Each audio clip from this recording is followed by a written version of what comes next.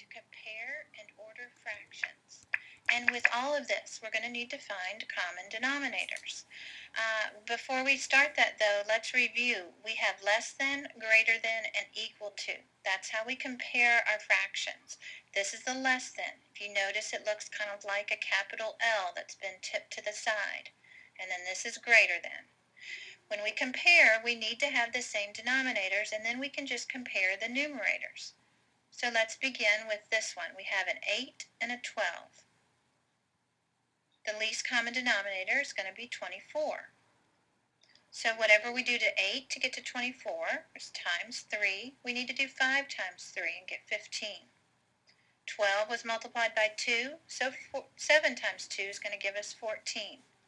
Now we can just compare the numerators, the 14 and the 15. Well, 15 is bigger than 14, so therefore we can now say that 5 eighths is greater than 7 twelfths. Let's try it again with a mixed number. Now, because these mixed numbers have the same whole number part, we really only need to compare the fraction parts. So again, we need to find a common denominator first. So let's do that. We have 3 and 4. The least common denominator is going to be 12. 3 times 4 is 12, so 2 times 4 is 8. 4 times 3 is 12. 3 times 3 is 9. And now we can compare the numerators, the 8 and the 9. 8 is less than 9, so our mixed number, 5 and 2/3, is less than 5 and 3/4. Now let's talk about how to order fractions from least to greatest. And again, we need to find a common denominator. And this can take a little bit of time sometimes because it's 4 numbers here. And it turns out that 28 is the smallest number that all 4 denominators will divide into. So 2 times 14, 1 times 14. 14 times 2, 9 times 2. 4 times 7, 3 times 7. 7 times 4, 5 times 4. Now that we have the same denominators, we're ready to put them in order. So this is the smallest denominator, so that's going to be our least fraction. And then next is 18, so that's going to be our second, third, and fourth. Now when you write your answer, I want you to write the original fraction before you change them to common denominators. So the first one would be 1/2. Then the second one began as 9/14. The third one started as 5/7. And then the fourth one is 3/4. Because if you look at the numerators, that can put them in order from least to greatest. Okay, let's try one more. This time, again, first thing we do, find a common denominator.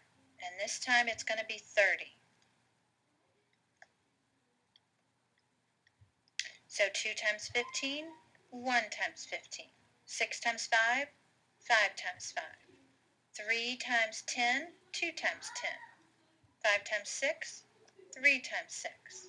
And now we're ready to put them in order. So we look at the smallest would be 15, 2, 3, 4. Now look at your original fractions when you write them in order.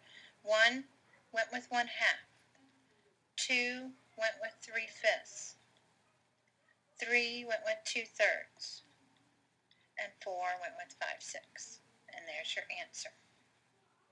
Now, what I would like for you to do in your notes, I want you to work out numbers 5, 6, and 7. Remember, find common denominators for everything first. And then I want you to determine here if it's less than, greater than, or equal to. On number 7, I'd like you to put them in order. Common denominators, and then write them in order from least to greatest. And be ready tomorrow in class to show me your work, show me your answers, and we'll see how you did. Now also, you can go back and re-watch the video a couple times if you need to review how we solve this. And then we'll practice more problems again tomorrow in class.